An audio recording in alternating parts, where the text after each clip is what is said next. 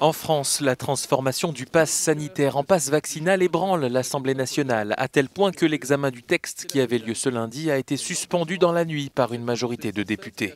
Un coup de théâtre qui pourrait faire dérailler le calendrier d'adoption du texte. La majorité espérait une entrée en vigueur dès le 15 janvier. Les présidents des groupes parlementaires doivent décider ce mardi d'inscrire la suite du projet de loi à l'agenda de l'Assemblée.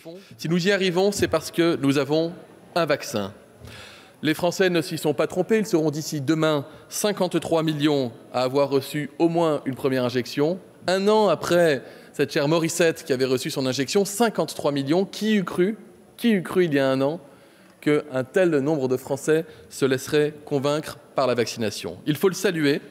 Le vaccin est également au cœur de la politique sanitaire au Royaume-Uni. Le Premier ministre Boris Johnson, en visite lundi dans un centre de vaccination, a appelé les Britanniques à faire leur dose de rappel pour éviter un engorgement des hôpitaux face à Omicron.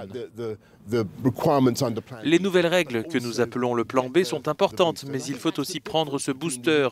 Et je pense que c'est la différence entre le Royaume-Uni et une grande partie du reste de l'Europe, voire du monde. Nous avons un très très haut niveau de vaccination maintenant et nous devons continuer très vite. Au Danemark, des recherches plus poussées sont menées pour en apprendre davantage sur l'immunité acquise grâce au vaccin.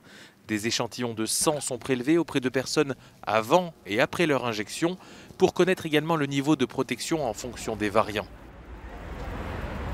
Enfin, en Allemagne, chaque lundi, des marches silencieuses sont organisées pour protester contre la gestion de la crise sanitaire dans ce quartier de l'Est de Berlin.